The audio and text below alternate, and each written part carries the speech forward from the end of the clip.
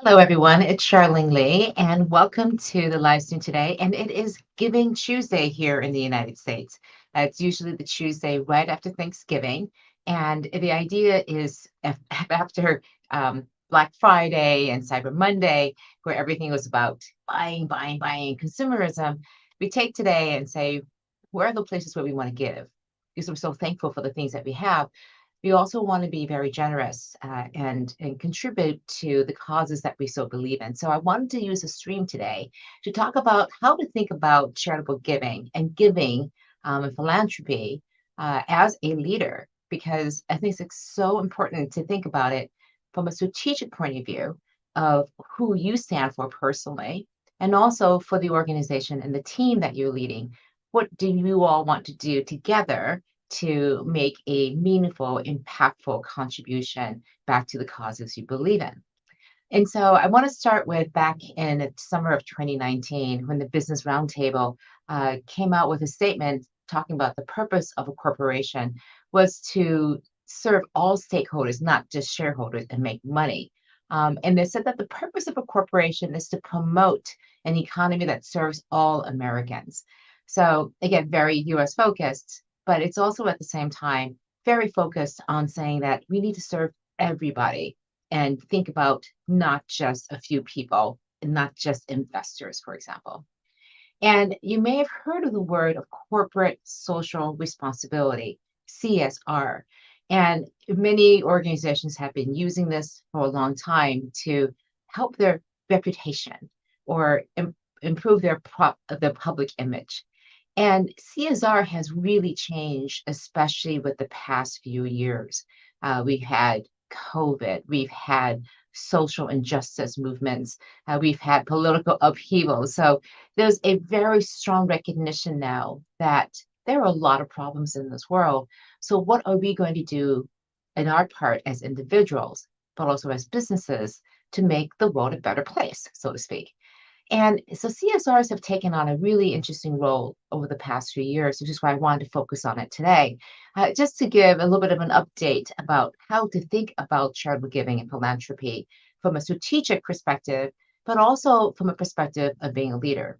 So I would love for you to share back how are you approaching charitable giving as an organization, as a leader in your organization, but also how does that tie back to you and your values and your beliefs personally?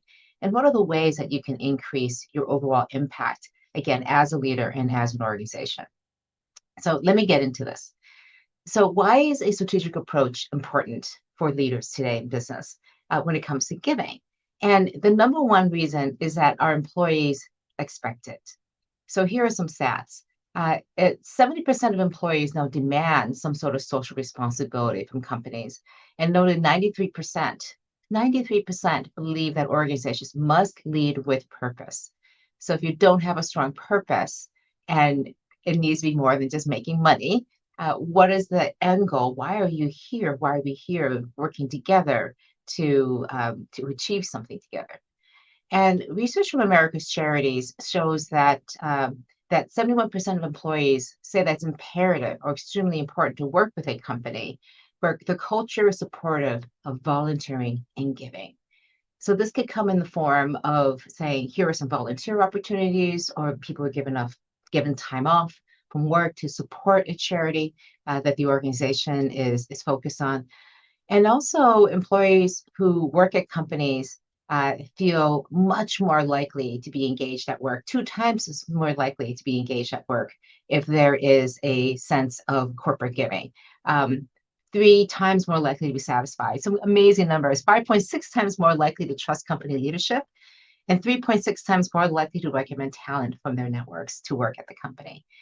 And I think the last reason is some data about retention. 64% of millennials consider social environmental practices when deciding where to work, and 83% would be more loyal to companies that contribute to causes that support bettering the communities of the environment. So, some really good reasons that have really shifted over the past few years, especially now with quiet quitting and the great resignation happening. retention, attracting top employees is extremely important now. And your philanthropy efforts are a key part of how you attract and retain people. The second reason to be thinking about this is that both your customers and investors are looking for it. Again, many customers and investors want to work with businesses that are taking on an active role in addressing social, economic, environmental crises that are happening all around us. So 77% of consumers are motivated to purchase a product based on a company's commitment to make the world a better place. And 41% of millennial investors put a lot of effort, significant effort, into understanding a business's CSR practices. So, how are you being a responsible corporate player in this space? And then lastly, companies are realizing that we need to take care of our local communities, that we can't just ignore the things that are going on, and that we are only thriving if our local communities where our employees work and live and play are also thriving. So there's a strong focus on the part of companies to say we need to invest back into our communities, into underserved populations, into increasing the pipeline for people in the future to work at the company. So that's a quick overview of why I think this is so important. I would love for you to share again any questions that you have, but also just think about how are you thinking about charitable giving? Is this something that's important to you? And how is it being reflected back into the causes that you give? So I wanted to give a couple of quick examples. At PA Consulting, for example, we do a lot of volunteer days. We have entire weeks and months that are focused on this with organized activities where we go out and do volunteering in our communities together, but also days where we might just get on a call and do some consulting pro bono work for organizations. For example, one of the organizations we supported for a long time is Dress for Success, where people can donate their professional clothes, and those are given to people who are coming out of unemployment in homeless situations where they need clothing to look presentable when they go into for a job interview. They also sell the clothes as a fundraiser for these programs. So I've been donating to Dress with Success in kind with clothing, with donations, monetary donations, and also with time. In advising, for example, there's a session this afternoon. We're working with some of the clients of the organization to work on their LinkedIn profiles and how to make those look better. So we sit down with them virtually and go through with them about how to make their LinkedIn profile just shine a bit more so they look great when they are applying for jobs. So this is a great continuation of that. And what I love about this is that the definition of giving has really moved away from just giving money for a cause of the moment. So I do reserve some of my personal giving. So when a person or a friend, a colleague says, "Hey, I'm raising money. I'm running a triathlon for this cause," or I'm walking 10 miles, or the kids are trying to like shoot soccer goals for a fundraiser, I'll definitely support all of those. But again, the kind of giving that you can think about how to diversify and increase the impact of your giving. Of course, there are the volunteer days that you can do. You can do matching gifts. An interesting statistic here is that 65% of Fortune 500 companies now are offering matching gift programs.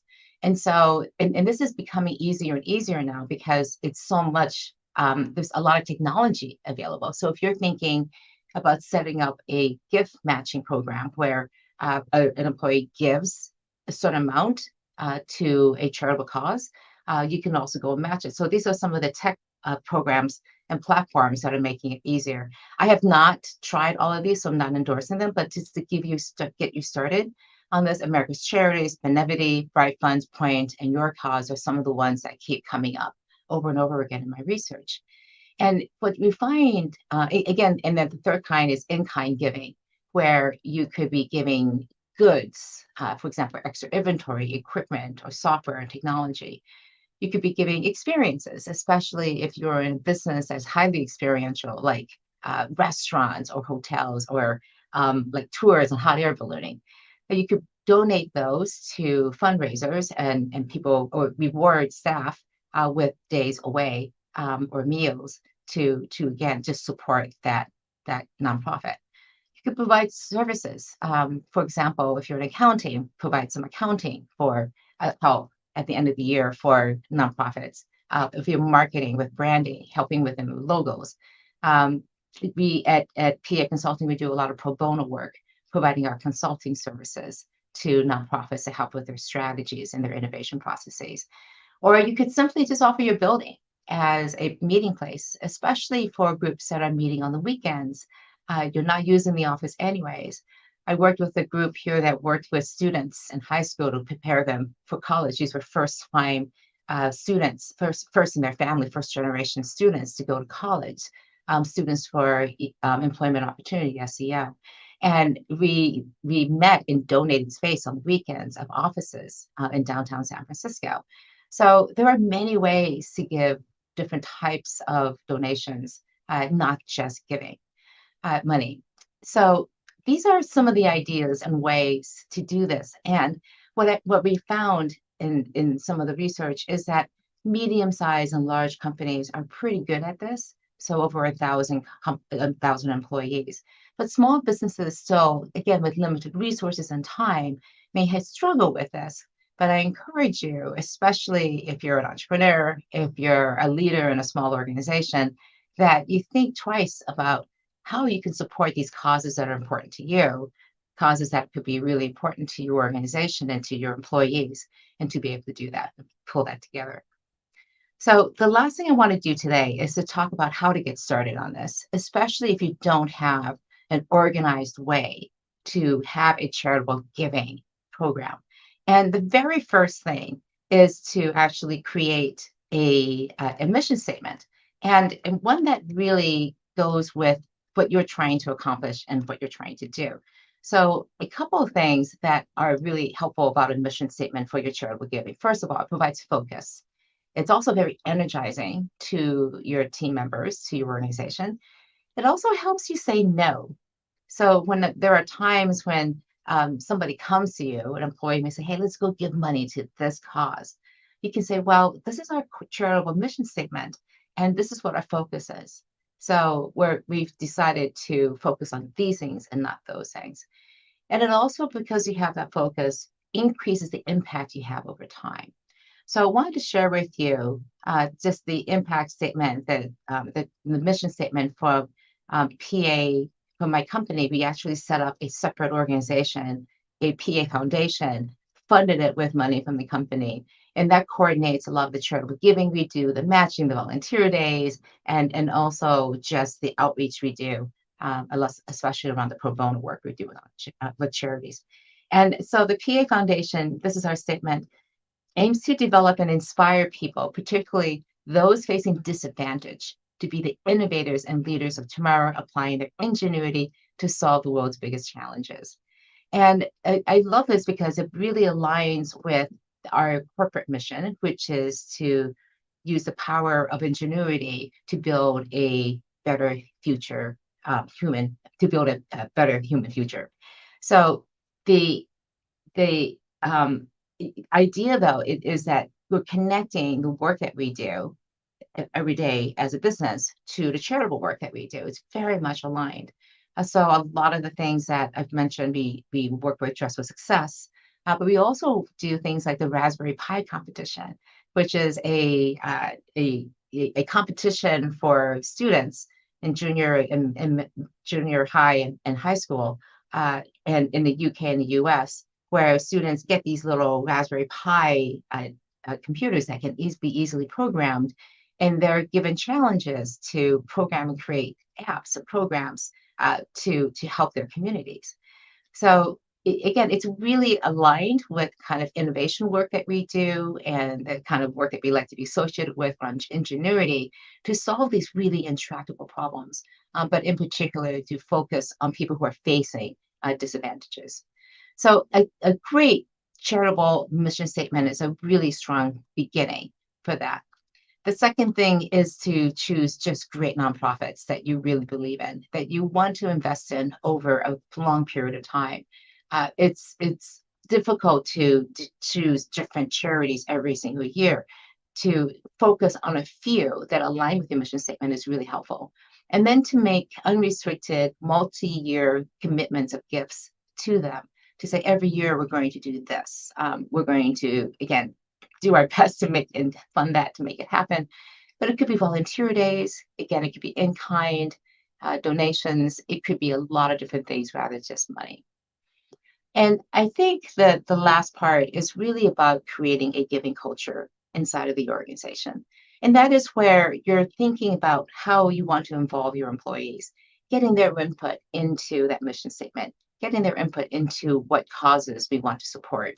And then also matching the gives, giving incentives for volunteering, giving time off to volunteer and together to create those bonding moments together. So these are some of the key things that you can think about. I do also want to talk about one little thing about personally giving that I've taken advantage of, and that is donor advised funds. These are funds that can be set up at various banks. For example, mine's at Fidelity. And the idea is that you can donate money in a particular year to that fund, but then you can take the time to disperse it and then also invest that money into so that it grows over time. But you can take that the donation and send it in a certain year, but then distribute it over the next coming years. And I love this because you're not limited to a specific tax year to have to be able to give your donation. You can take time to research, to create that charitable mission statement, to think about the impact you want to have, and to be really connected back into the organizations.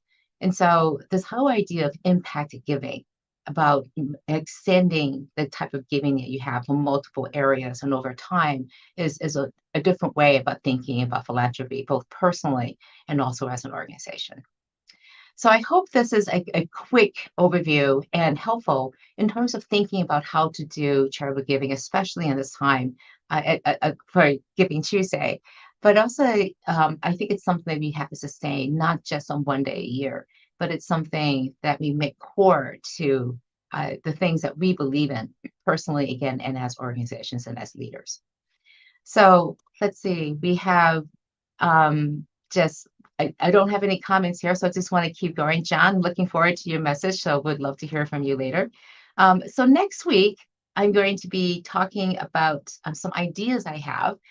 It's the beginnings of a new book potentially, but I'm just been really curious about what it means to be wise and the idea of wisdom and what that means. And so we'll be talking next week about what it means to be a wise leader and frankly, how do wise leaders make wise organizations and how do we make wise decisions, better decisions? Because I think that if we can make our decisions just 10% better, make 10% better decisions, imagine the impact that would have on our lives, on our organizations, and the world. So join me next week, December 6th, Tuesday, regular time, 9 o'clock Pacific, 12 o'clock Eastern. And I look forward to seeing you then. In the meantime, all the best with your charitable giving. I encourage you to sit down and think carefully about how you, as a leader, as an organization, as a person, can be giving in a much more strategic, impactful way. Thanks very much and have a great week.